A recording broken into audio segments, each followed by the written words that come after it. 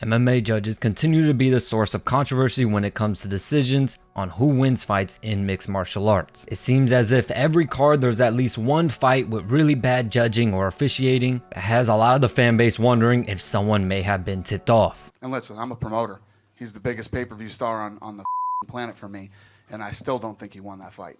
I want what's fair, and that wasn't fair. In this video, we are going to go over the top 5 biggest problems when it comes to MMA judging and deciding who won very close controversial fights. And don't be afraid to let me know your thoughts on each of these in the comments down below.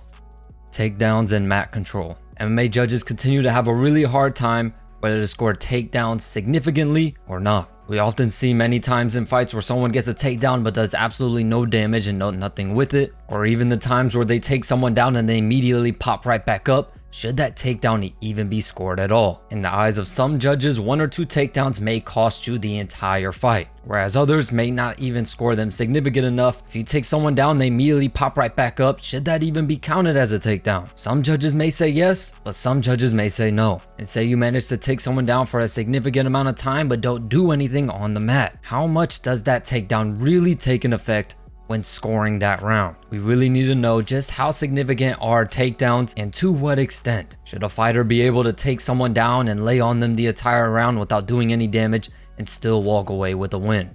Cuts and damage. As Dana White said himself, damage is the #1 criteria when it comes to officiating MMA fights in the UFC. However, this may seem like an unfair advantage towards certain fighters, with fighters like the Diaz brothers having huge amounts of scar tissue all around their face, creating very paper-thin skin. It is very easy to cause cuts and lacerations. Many believe this gives an unfair advantage to their opponents, who may land even the slightest blow but still can slice open these types of fighters, and making it appear like those shots may be more damaging than what they actually are. With damage being the #1 criteria for scoring fights, you can easily tell why this is a major problem with officiating in the UFC. Location. Places like Abu Dhabi have instantly become one of the most controversial locations to fight. Places like this and others on many occasions have shown their bias towards certain fighters. There's a lot of controversial decisions that go down in these fight locations that not only have made fans very skeptical on judges in these locations, but have also even made fighters not want to travel overseas, feeling as though there may be a heavy disadvantage the second you step into one of those arenas. Having local judges scoring big time fights leads to a lot of speculation when it comes to controversial decision making. Abu Dhabi has quickly become a location known for biases in favor of Russian and Middle Eastern fighters. Ring generalship. Normally when we're talking about ring generalship, to most you may believe it's the person that is constantly coming forward, putting on pressure and pressing the action. However, as we've seen in sports like boxing, you can win on ring generalship by moving backwards and circling if you're displaying very well flashy defense. So can this be the same for MMA?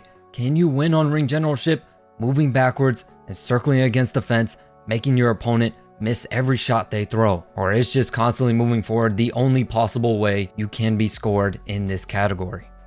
You must beat the champ. This is probably the most controversial of them all. The very old saying goes, in order to be the champ, you must beat the champ. This statement is very often used when there are extremely close championship fights that the judges just edge slightly towards the champion, even if the majority believe that the challenger should have taken the close fight. Examples of this can be when Alexander Volkanovski took the loss to lightweight champion Islam Makhachev, or also when John Bones Jones remained the undisputed light heavyweight champion against scorching top contender Dominic Reyes. Many people out there believe you have to be a very clear-cut winner when fighting these MMA champions, and if ever in a situation of a very close fight, judges most likely automatically give the win to the champion. However, there have been many circumstances, just like when Henry Cejudo slightly edged Demetrius Johnson. This saying does not always seem to be the case. There are many variables when it comes to scoring MMA fights.